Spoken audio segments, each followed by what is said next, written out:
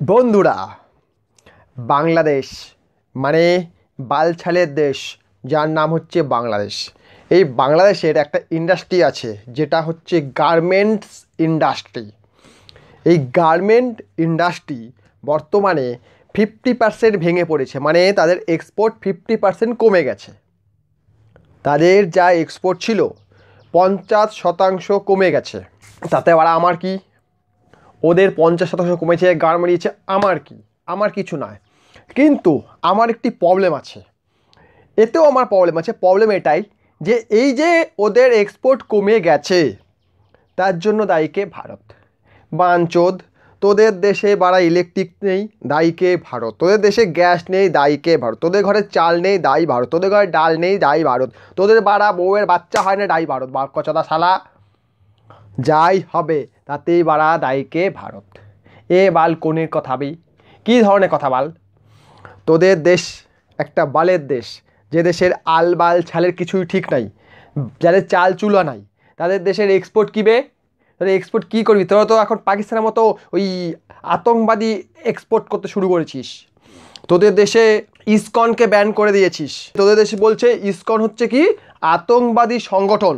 ওই দেশের কোন পুলিশের কে কোন কর্মকর্তা সে সে বিবৃতি দিচ্ছে যে ইসকন নাকি একটি আতঙ্কবাদী সংগঠন। তারা জয় শ্রীরাম ধরে দিচ্ছে, তাদেরকে আতঙ্কবাদী সংগঠন হয়ে গেছে, তাদেরকে ব্যান করা হবে।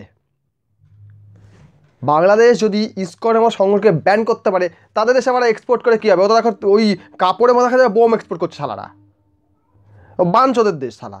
ওরা আবার এক্সপোর্ট করা করবে কি? ওদের গার্মেন্ট ইন্ডাস্ট্রি ভারত নাকি গার্মেন্ট ছেড়ে দিয়েছে, বেশ করেছে বাঞ্চোদ। তোদের এক্সপোর্ট ভারত খেয়েছে, গার্মেন্ট ইন্ডাস্ট্রিকে পুরো খাবে, তোদের দেশটাকে পুরো গিলে খাবে। যখন এই ম্যাপটা দেখলে কি মনে, আমরা ভারতের ম্যাপ যখন আমরা দেখাই তখন কিন্তু বাংলাদেশ অটোমেটিক চলে আসে। আর সেই কারণে আমাদের একটা সময় ল্যাটিন মনে হয়, আমাদের একটা বাথরুম, বাড়িতে যেমন বাথরুম থাকে একটা, এরকম একটা বাথরুম, এটা ঘর, এটা হচ্ছে ছোটো একটা পুচকি বাথরুম, সেরকম মনে হচ্ছে। তো সেরকম একটা দেশ হয়ে তোরা ইসকন আমরা সংস্থাকে ব্যান করতে পারি, তোদের দেশকে এক্সপোর্ট আমরা খেতে পারি না? বেশ করেছি, খেয়েছি। তোদের দেশের নিজেদের মধ্যে গুতোগুতি মারামারি করতে তোদের কে বলেছে? কোন মাঞ্চ তো বলেছে শালা? নিজেদের মধ্যে মারামারি করছিস, গুতোগুতি লাফালাফি করছিস, গান্ডু চোদা শালা। নিজেদের মধ্যে মারামারি কাটাকাটি খুনাখুনি করবি, দেশটাকে অস্থির করবি, তাই জন্য তাই কে না ভারত। ভারত নাকি রকে কাজে লাগিয়ে ওদের দেশকে অস্থির করার চেষ্টা করছে, এতে লাভ করা হবে ভারতের। কারণ ওদের দেশে যে গার্মেন্টস রয়েছে, গার্মেন্টসের এক্সপোর্ট যেটা ওরা করে, সেটা নাকি ভারতে চলে আসবে, ভারত সুবিধা হবে, সেই কারণে নাকি ভারত এটা করছে। ভারত সরকারের সবচেয়ে বড় প্রবলেম হচ্ছে ওদের দেশে কাঁচামাল রপ্তানি করা। কাঁচামাল রপ্তানি না করলে ওরা বুঝতে পেরে যাবে যে ওদের অকাত কতটুকু। বাঞ্চোদদের কোনো অকাত নেই, সারা খেতে পায় না, যাই লাগে তাই কিনতে হয়, তাও আবার ধারে কেনে। মানে ইলেকট্রিক বিল আজকে দিতে পারে। এই যে ওদের দেশে এত এক্সপোর্ট হয়, কত টাকা ঠিকঠাক পেমেন্ট হয় বলে মনে হয় আপনার? আজ পর্যন্ত কত টাকা ঠিকঠাক পেমেন্ট করেছে? অত দেখা যাবে চালের টাকা ডিউ আছে, ডালের টাকা ডিউ আছে, খাদ্যশস্যের টাকা ডিউ আছে। তুলো রপ্তানি হচ্ছে, সুতো কেন রপ্তানি করছি আমরা? বাংলাদেশকে কেন রপ্তানি করব? কিসের জন্য রপ্তানি করতে হবে? ওই বাঞ্চোদের দেশকে রপ্তানি কেন করব? আমি দেখেছি কলকাতার মার্কেটে বলুন, ভারতবর্ষের বিভিন্ন মার্কেটে বাংলাদেশি তৈরি বহু পোশাক এসে বিক্রি হয়। মেড ইন বাংলাদেশ লেখা থাকে বহু পোশাক বিক্রি। আমি যখন নিজের দোকানের জন্য মাল কিনি, সেখানেও মেড ইন বাংলাদেশ অনেক ট্যাগ দেখতে পাই, সেগুলো আমি অবশ্যই অ্যাভয়েড করি, কিনি না। আমার যতই প্রয়োজন আমি কিনি না। তো ওই ধরনের জিনিস কিন্তু ভারতে প্রচুর বিক্রি হয়। যখনই কোনো পোশাক আপনি কিনবেন, যখনই কোনো বিশেষ করে এই শীতের সময় হুডি যেগুলো বিক্রি হচ্ছে, ওগুলো দেখে নেবেন মেড ইন বাংলাদেশ লেখা গেছে কিনা। যদি লেখা থাকে কোনো কারণে, সেগুলো আপনি অ্যাভয়েড করবেন। কারণ এই চুদমারাদের এভাবে শিক্ষা দিতে হবে। বাঞ্চোদগুলো ভারতবর্ষ চোদাচ্ছিল সারাটা, বেশি ভারতবর্ষ চোদাচুদি করছিল শালা। এখন বলছে কি, ভারত আমাদের গার্মেন্টস ইন্ডাস্ট্রিকে ধ্বংস করে দিয়েছে, আমাদের পাটজাত ইন্ডাস্ট্রিকে ধ্বংস করে দিয়েছে। এগুলো ভারত নিজেদের দিকে টেনে নিচ্ছে। ভারত সরকার বিভিন্ন স্কিম চালু করেছে, ওখানকার ইন্ডাস্ট্রিকে দাঁড় করানোর জন্য বিভিন্ন সাবসিডি দিচ্ছে, দিয়ে আমাদের ইন্ডাস্ট্রি গার্মেন্ট দিচ্ছে। বা তোদের দেশটারই গার্মেন্ট ছেড়ে দিতে হবে এবারে। তোদের দেশগুলো আবালচোদা পাবলিক এসে বলছে আমাদের দেশ কোনো চাবালা চালায় না, আমাদের দেশ একটা নোবেল জয়। হ্যাঁ, নুনুবেল চালায়, নুনুবেল চালিয়ে দেশটাকে গার্মেন্ট ছেড়ে দিয়েছে একদম। নুনুবেলকে কি ধর। তোদের দেশে যে সকল সমন্বয়ক বা কী বলিস, যে এই উপদেষ্টা, সব কিছুর উপদেষ্টা, যাই হোক, ওই সমন্বয়ক যারা আছে তাদের কি বল, বাড়াই বালের ইউনুসকে লাতমে সরা দেশে ইলেকশন করি, ইলেকটেড গভর্নমেন্টকে নিয়ে আয়, তারপর আবার তুলনা করতে আসবি। আমাদের দেশে যেই আছে সে সিলেক্টেড নয়, ইলেকটেড সিলেক্টেড তফাৎ হয়।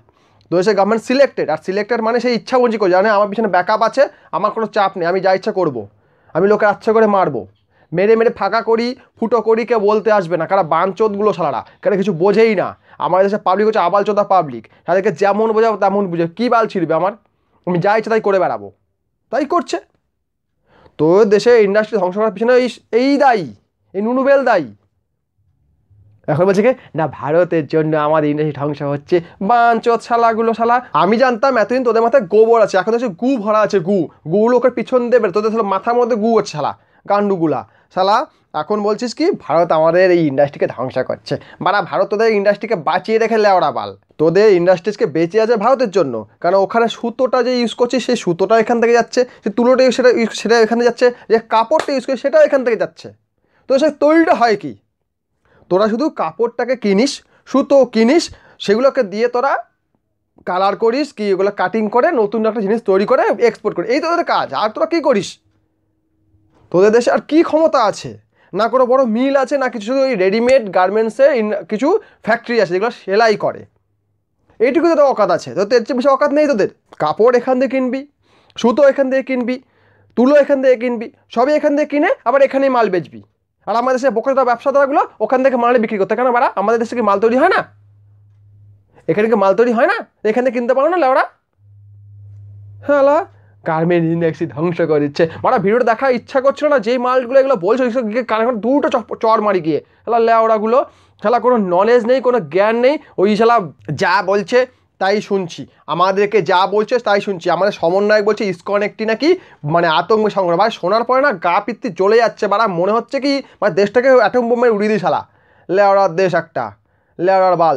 আর ইসকন ওখানে কেন খুলেছে সংস্থা বুঝতে পারছি না, ওখানে যে চট্টগ্রাম পাটটা রয়েছে ওই চট্টগ্রাম পাটটাকে ইমিডিয়েট কাট করে নতুন দেশ মানে ওখানে ইসকনের মন্দির খোলা হোক, বালগুলোর থেকে বেরিয়ে যেতে হবে, ওই লেওড়াগুলোর সঙ্গে থাকা যাবে না, ওই লেওড়াগুলো এত লেওড়া হয়ে গেছে, এত বড় লেওড়া হয়ে গেছে যে তাদের সঙ্গে থাকা যাবে না। শালা গান্ডুগুলো শালা এসে বলছে কি জানে ইসকন আতঙ্কবাদী সংগঠন, ভারত আমাদের গার্মেন্ট ইন্ডাস্ট্রি গার্মেন্ট দিয়েছে, মারা বেশ করেছে লেওড়া, মারা কী করবে, তোমাদের মতো দেশকে ওরা কেউ বাঁচিয়ে রাখে কেউ, তো সাপ শালা দুধ দিয়ে শালা সাপ পোষা হচ্ছে। আমরা সেনা যখন জিতলো তখন ওটাকে কি কেন ওটাকে আমাদের সঙ্গে একটা রাজ্য বানানো হলো না, এটাই বুঝতে পারছি না। বাংলা আজকে এতটা প্রবলেম হতো না, এতটা অত্যাচার ওখানে মাইনরিটির উপরে হতো না যেটা হচ্ছে বর্তমানে, এতটাও অমানুষ হতে পারতো না। ওদের আপনি যেখানে যাবেন যেখানে দেখবেন, আপনি অলি গলি বলুন যেখানে বলুন, বাংলাদেশ মানেই হচ্ছে ভারত বিরোধী, ম্যাক্সিমাম ক্ষেত্রে দেখা যায়।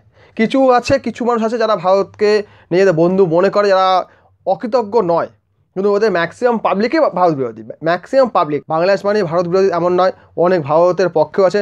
ওই বাড়া পক্ষে রেখে আমার কী বালটা শিখবো ভাই, কী হবে আমার ওটা দিয়ে?